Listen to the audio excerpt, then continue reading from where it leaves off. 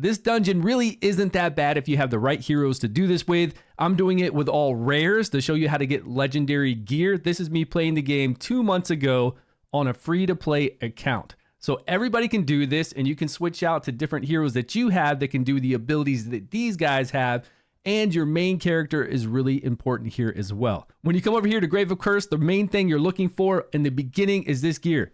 This gear set for Horus, your main tank, so that we can then go back to Grave of Venom at that Harpy and have our tank even tankier so we can move up and get the epic gear really easily, and then we can move up and get the legendary gear. So you'll bounce back and forth between these two dungeons, Grave of Curse, Grave of Venom. But Grave of Venom by far is the easiest one because we just have to make our tank really tanky and we can use the gear here. So I would only farm here for this to make sure your tank is tanky. Go back to Grave of Venom, get epic gear. Once you have epic gear, come back here and get epic gear with the defense and the HP to put then on your tank again.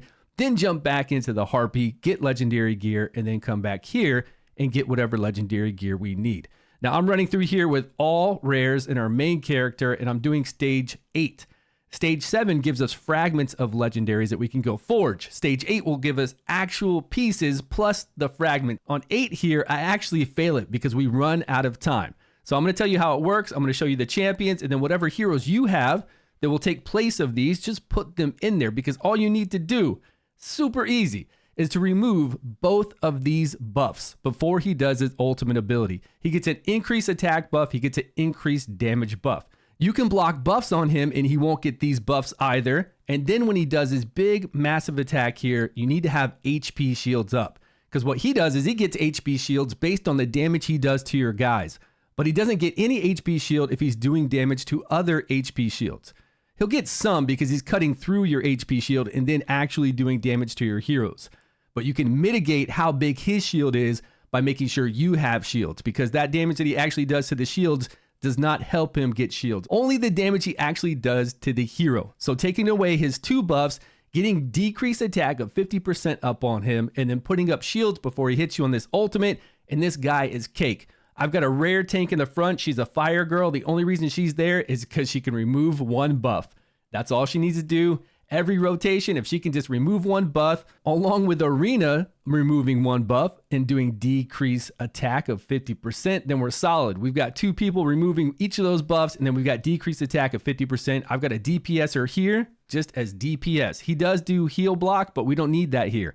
He's just there because that was a rare DPS I had on my main account, so I leveled it up to show how easy it is.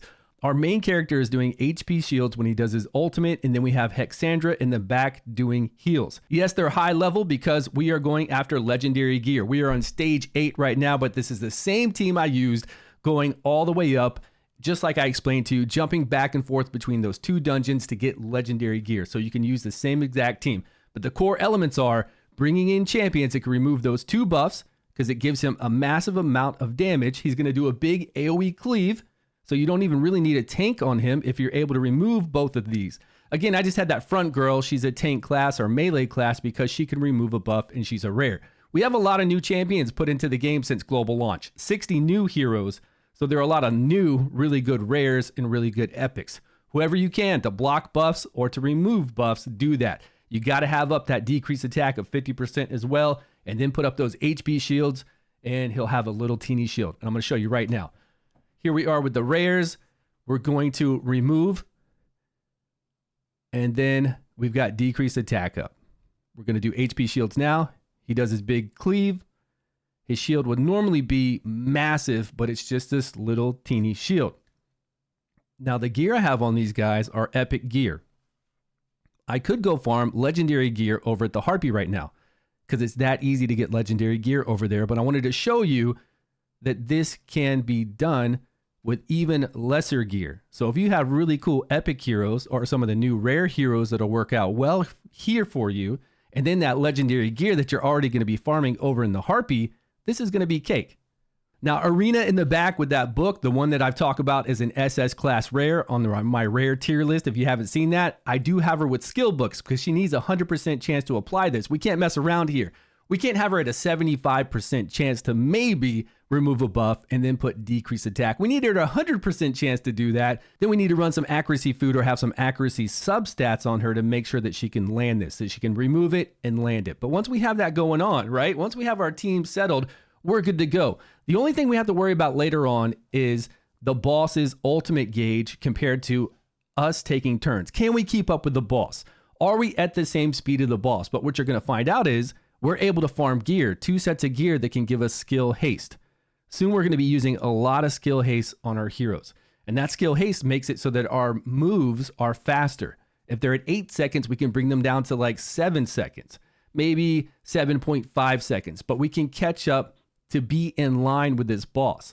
And there are heroes out there that can slow speed the boss. Our main character can't do it. I thought he could do it in Frost, but he actually does a slow movement speed ability, which is ludicrous. That means that the people move around slower, maybe for tower defense mode or something else, but he doesn't actually do the ultimate speed penalty, and that's what we need. So here we got defeated, and you're going to see what the boss was at. So the boss was at like 18% HP on stage 8 with all rares. Now we can do stage 7 easily, and that still gives us fragments of legendary pieces to go forge it, but I wanted to do 8. And if you don't know, at 25 days of us being in the season, that all the gear from these dungeons gets easier. They give you more gear drops. So on stage 7 in 25 days from now, we actually get full pieces along with fragments. Stage 8 will give us more whole pieces, and stage 9 will give us even more.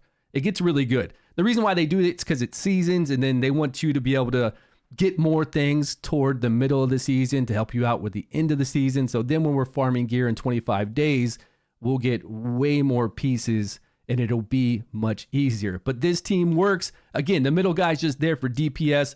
We've got the girl up front just to remove a buff. This could be anybody, doesn't need to be a tank because he's just going to do an AoE move every single time. We've got Arena in here to remove one, decrease attack. We've got our shielders, what you need. You might have better shielders. There are a lot of new shielders in the game. So whoever you have that gives you massive shields, put those on before that ultimate goes off. We got a healer, DPSer. That's Grave of Curse, guys. Let me know your thoughts on this down below. And I appreciate all the massive support you guys have given me lately. Thank you so much. And I will see you all in a video soon.